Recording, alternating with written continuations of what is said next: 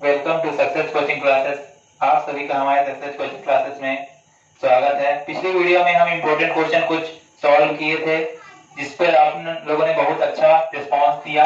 इसलिए आज हम लोग इम्पोर्टेंट ऑब्जेक्टिव से शुरुआत करेंगे और इम्पोर्टेंट क्वेश्चन तक पहुंचेंगे। तो सबसे पहले a1/a2 is not equal to यदि b1/b2 के है तो वो कौन सा हल होगा? अद्वितीय हल होगा। और रेखाएं क्या करेंगी? प्रतिच्छेद करेंगी और वह संगत होगा। ठीक, पहला ऑब्जेक्टिव ऐसा होता है, यदि a1/a2 equal to not equal to b1/b2 के तो रेखाएं क्या होंगी? अद्वितीय हल होगा।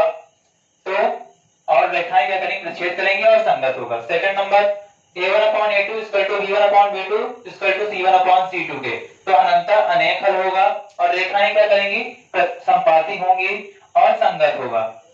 ये सेकंड नंबर हो गया। थर्ड नंबर, यदि a1/a2 b1/b2 के is not equal to c1/c2 के है तो रेखाएं कोई हल नहीं होगा और रेखाएं क्या करेंगी? समांतर होंगी और असंगत हल होगा। तो फर्स्ट और सेकंड के लिए संगत होगा और थर्ड के लिए असंगत होगा।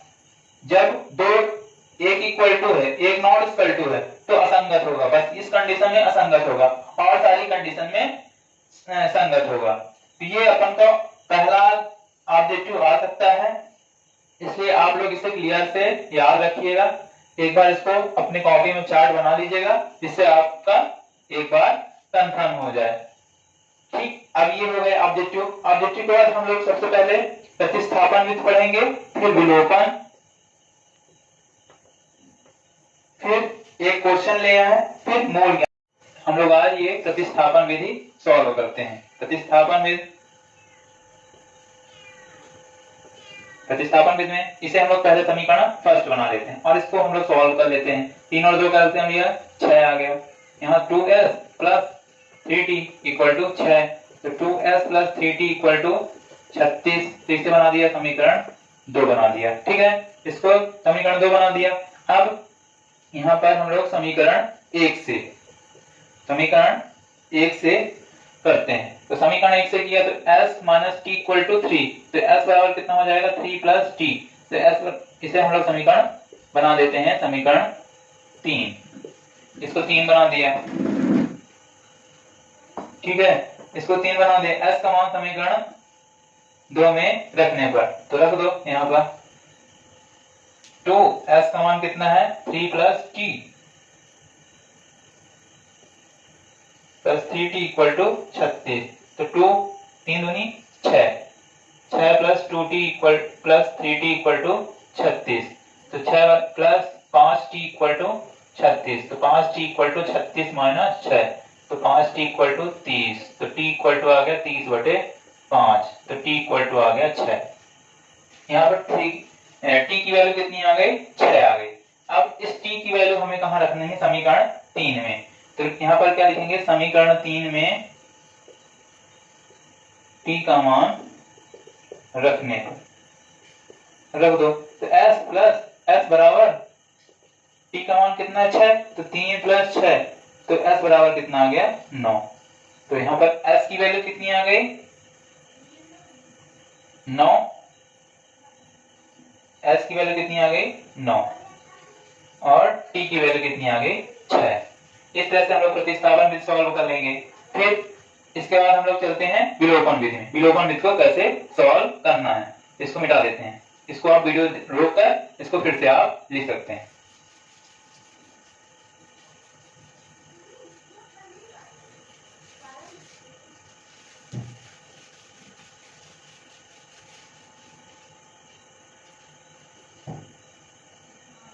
तीन x plus 4y equal to 10 और 2x plus minus 2y equal to 2।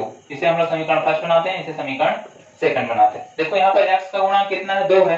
यहाँ पर x का गुणांक है 3। तो इस 2 का मान 2 का गुणा इन सब में कराएंगे, इस 3 का गुणा इन सब में कराएंगे। तो यहाँ पर लिखेंगे क्या? समीकरण 1 में 2 का गुणा करने पर तथा समीकरण 2 में 3 का गुणा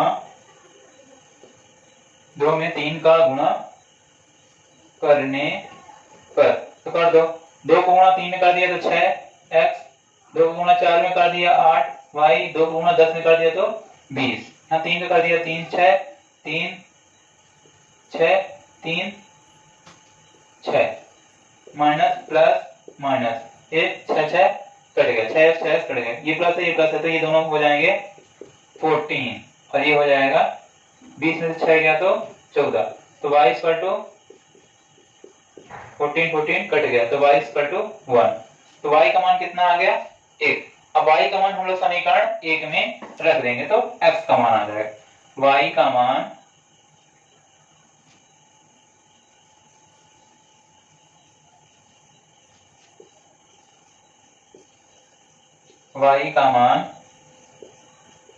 समीकरण 1 में रखने पर, तो y का मान रख दो 3x प्लस 4y था, तो y की जगह में 1 रख दिया बराबर 10, तो 3x बराबर 3x प्लस 4 इक्वल टू 10, तो 3x बराबर 10 माइनस 4, तो 3x बराबर 6, तो x बराबर क्या हो जाएगा 6/3 कट गया, तो आ गया 2। तो x का मान कितना आ गया 2 आ गया। ये हमारा y का मान आ गया, ये x का मान आ गया। ये हो गया अपनी विलोपन विधि। इसे क्या कहते हैं बेटा, विलोपन विधि। ये 2 क्वेश्चन हो गए। अब हम लोग इसको आप वीडियो देखकर रोककर इसको फिर से समझ सकते हैं, एक बार फिर से समझ सकते हैं, ठीक है। अब हम पहुंचते हैं 3rd नंबर क्वेश्चन में, इसको मिटा देते हैं।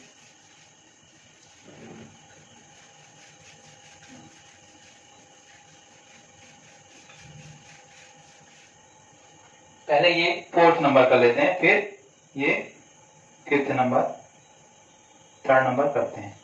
तो 4th नंबर में क्या है, 100x² minus 20x plus 1 equal,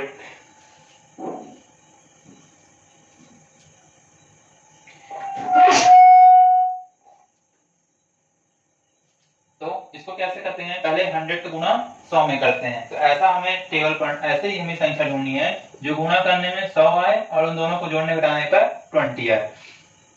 तो 20 ऐसी कौन सी संख्या जिसका गुणा करने पर 100 आए और उन दोनों को जोड़ने पर 20 आए। तो अपन को पता चल गया 10 और 10, 10 10 का गुणा करते हैं तो 100 आएगा और 10 और 10 को जोड़ते हैं तो 20 आ जाएगा। तो 100x² minus 10 minus 10 10 plus 10 x plus 1 equal to 0।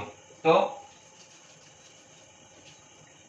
100x² minus 10x minus 10x plus 1 equal to 0। तो 100x² माइनस 10x दोनों से कॉमन निकाल लेते हैं, 10x दोनों से कॉमन ले लेते हैं तो 10x माइनस 1 बचा, इसमें से माइनस 1 कॉमन ले लेते हैं तो 10x माइनस 1 बचा बराबर 0।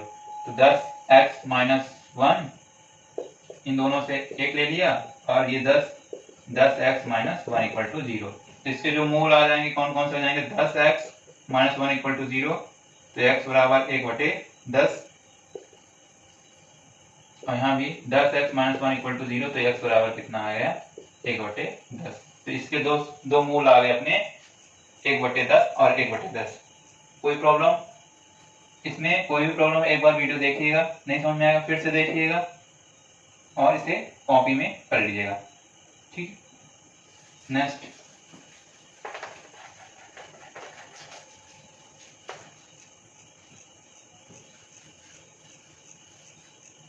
फिर हम लोग आते हैं क्वेश्चन नंबर 3 में। तो क्या बोला, दो संपूरक कोण में बड़ा कोण छोटे कोण से 18 डिग्री अधिक है, तो उन्हें हमें अपन को याद करते हैं। संपूरक कोण क्या कहलाते हैं, आमने सामने कोण। जैसे ये मान लो एक आयत है, ये A है, ये B है, ये C है और ये D है। संपूरक मतलब A के सामने वाला कोण C और कोण B के सामने वाला कोण D, ये एक दूसरे के संपूरक कोण है। कोण A C का संपूरक कोण है, कोण B D का संपूरक कोण। तो पहले मान लेते हैं, माना दो संपूरक कोण X तथा Y है। तो क्या बोला, बड़ा कोण छोटा कोण से 18 अधिक है। तो प्रश्नानुसार x बराबर y प्लस 18। बड़ा कोण छोटा कोण से 18 अधिक है, तो x को छोटा मान लेते हैं, y को बड़ा मान लेते हैं, तो x minus y equal to 18। इसे हम लोग समीकरण बना लेते हैं फर्स्ट। फिर हम जानते हैं त्रिभुज संपूर्ण कोणों का योग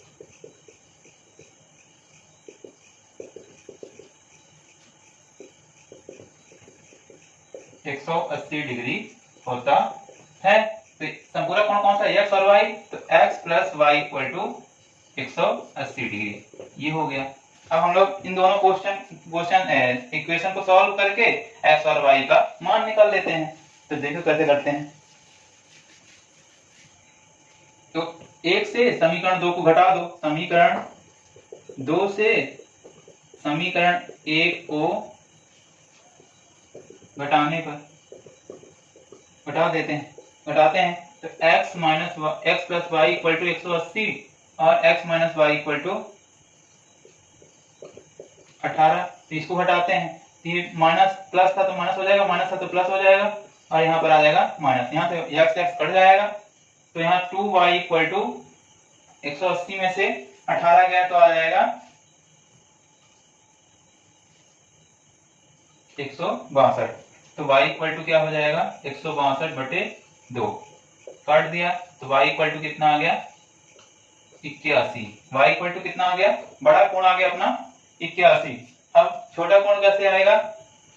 छोटा कोण के लिए y का मान हम लोग समीकरण 1 में रख देते हैं। तो यहाँ देखिए हम लोग रख देते हैं समीकरण